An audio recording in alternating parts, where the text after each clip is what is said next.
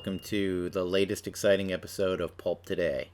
Pause while I have a sip of wine. I used to drink a little more during these. I'm more self-conscious about it now that they're audio-only versions. Hi. Today, I want to talk about Richard Condon, largely remembered by people for The Manchurian Candidate, which is a fantastic book and it's one fantastic movie and one very not fantastic movie. But today I would like to talk about Winter Kills. Winter Kills also made into a pretty good movie that may or may not have been suppressed a little bit. My ride is here, as you can tell.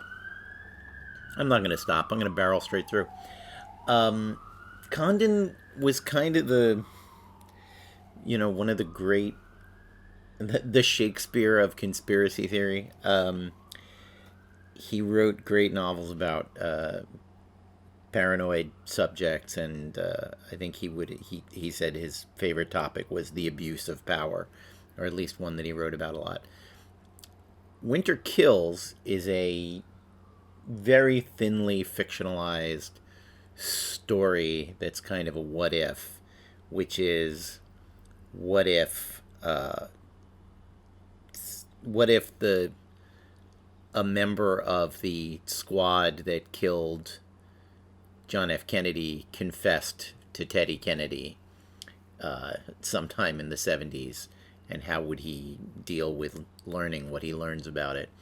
I want to read a couple of passages for it. One is first I do want to read where the title comes from, which is, a lot of authors do this. It's a quote from a fake thing that Condon made up.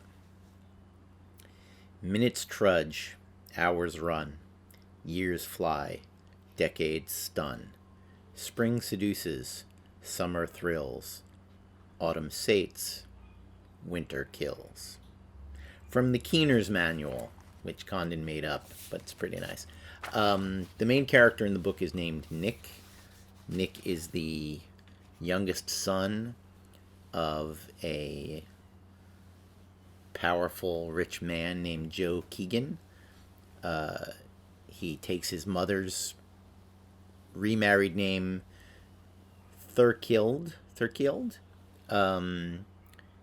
because he has a complicated relationship with his father and with his older brother who has been assassinated. Here's a little bit about the character. Nick Thurkild was a man of moderation in food, drink, and friends. He worked, as much as possible, at hard manual labor that kept him out in the sun. His brown, violet, and white eyes lay like Easter eggs in a basket of squint lines. His body was as dark as a cinnamon stick. He was a blocky, strong-looking man, neither tall nor short. He had blonde hair, and he wished he had the nerve to dye it any dark color. People could spot him too easily. People like Pa, unless he wore a hat. All his physical characteristics separated him still further from Pa and Tim. They were both very tall, red-haired men who walked as though they were trying to hold a bowling ball between their thighs. Pa was covered with freckles, a disgusting thing, and he had the diction of a street urchin. Nick's cinnamon tan made his teeth look neon white. They were exceptionally good teeth, but few people, his dentist, Yvette Malone, and certain members of the Glee Club at Cornell, knew about that, because he refused to show them when he smiled. When he did smile, he conveyed rue. He was rueing Pa's marble teeth, which looked as if they could have been ripped out of a merry-go-round horse. Pa flashed the teeth on and off as if they were traffic lights, increasing the pace when he was cheating someone, which was most of the time. Tim had been all teeth and hair. Take away everything on Tim's face except those finger-length incisors and that half-kilo of hair, and everybody from Pennsylvania Avenue to the high Himalayas could still recognize him. A buffet dinner for 14 could be served on Tim's dinner plate front teeth, but Tim's inner life rarely had any relationship to his toothy smile. He was a politician grinner. Nick told him, "I don't know how you and Pa can grin so much. You're both supposed to have a lot on your minds. I mean, they keep saying you're the most powerful man on earth. How can you grin all the time? Maybe even when you're asleep, knowing that?" Tim answered frankly for once. He said, "Toothy smiles are an announcement. They proclaim, 'Observe my genuine equine boyishness, the charm you just have to trust.' My mother met Hermann Goering once. She said he was the most charming man she had ever met," Nick said. "Most people who trusted that charm got their legs broken." That's what most people who trusted that charm got their arms broken. That's what people's arms are for, Tim kidded. But was he kidding? Tim had to be cynical, hard, and shifty because he was a real politician. He had had minimal education, and he had never worked for a living. He had worked at getting elected. Nobody was better at that than Tim, unless it was Pa for Tim. I have to say that description of Pa Keegan's teeth, considering that John Huston played the role in the movie, good casting. Good casting.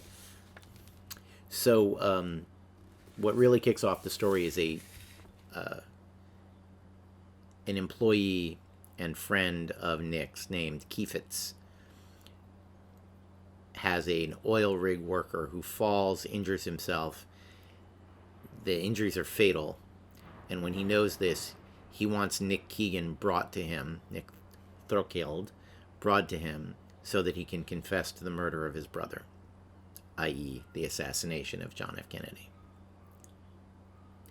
11:10 p.m., same night, Brunei. There was a parking space in front of the hospital. They waited in the air-conditioned lobby. "Enjoy the cool while you can," Keifitz said. "The air conditioning breaks down here every hour on the hour." What are we waiting for? "Fletcher is going to be able to go through this only once," Keifitz said, "so I borrowed a lawyer from Shell to take a deposition." The lawyer brought a stenographer with him. The lawyer's name was Chandler Tate. The stenographer was a Javanese girl named Sis Ryan. Keifitz led them to Fletcher's room. There was a screen around the bed and 2 chairs on either side of it. Keifitz leaned over and spoke directly into Fletcher's ear. "President Keegan's brother is here, Turk," he said. Fletcher opened his eyes, but he didn't look at anybody. "We're going to swear you in, Turk," Keifitz said. Sis Ryan moved a Bible under Fletcher's hand on the bed. Tate read the formula to Fletcher from a typewritten slip. Fletcher repeated that what he was about to say was the whole truth, nothing but the truth, so help him God. The iodoform smell was sweet and heavy. The flat fluorescent light poured age down on all of them except Sis Ryan. Fletcher's face was as lined as a phonograph record. His voice was a hoarse whisper. "State your full name, please." "Arthur Turkis Fletcher." "Your address, please." "Dallas, Texas." "How old are you?" 58 years. "We will hear your testimony now." "I shot President Keegan." "How?" Nick asked the question involuntarily. "I was second rifle in Hunt Plaza on February 22nd, 1960. I hit with both shots." His voice had no color because he was saving everything. "First rifle missed with his second shot. I fired from the 6th floor of the Engelson building from behind the president's car." Nick corrected Fletcher. "You mean you shot from the TV Center warehouse?" he said.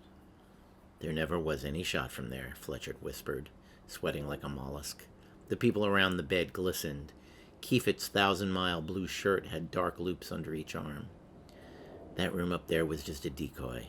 They left the phony rifle there.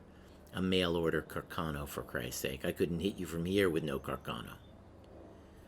"Where was the number 1 rifle?" Keifitz asked. "I shot on a line with him," Fletcher said. "At a high angle where you gotta watch your azimuth and you gotta figure your lead time with a big car that's bound to pick up speed after them first 2 shots. Number 1 shot from behind the fence with the bushes up front, up on the grassy knoll to the right of the car and a little above. I shot 3 seconds, about 30 yards, behind him." Tim loomed up in Nick's mind, wearing a dark jacket with a yellow silk lining that had horses printed on it. He could smell the smoke from Tim's Cuban cigar. He could see Tim's eyes mocking him. Tim's eyes could either use you or you were useless. If you were useless, the eyes were indifferent. But if there was something else seen there that could possibly hoist Tim, The eyes sparkled with attention and flattering concern. Fletcher gasped with surprise at the intensity of a serial pain that had just scampered through him. Then he continued to speak slowly, leaning against the ramp of the pain. First shot to the back of his head. Second shot beside the spine, near side. I went into history, the way the fortune teller told my mama I would 2 hours before I was born. Kieferts looked at Nick. Nick seemed to be trying to memorize the square inches of Fletcher's face. This man killed Tim, Nick was telling himself incredulously. He could reach out and touch Tim's murderer, but he couldn't see anything evil in the face.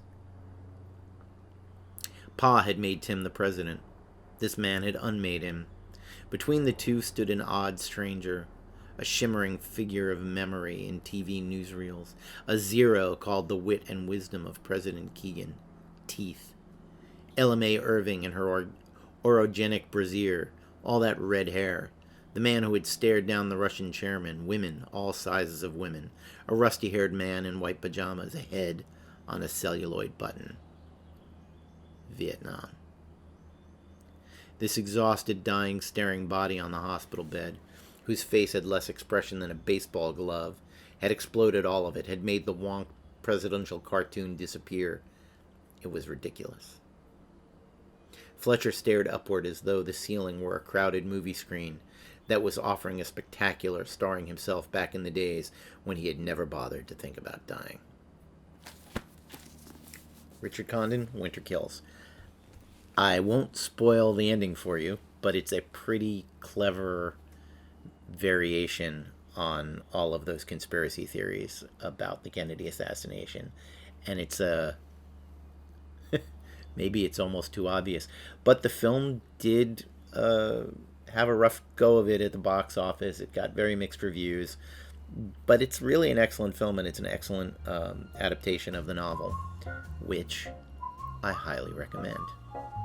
Thanks for watching, and I'll see you on the next exciting episode.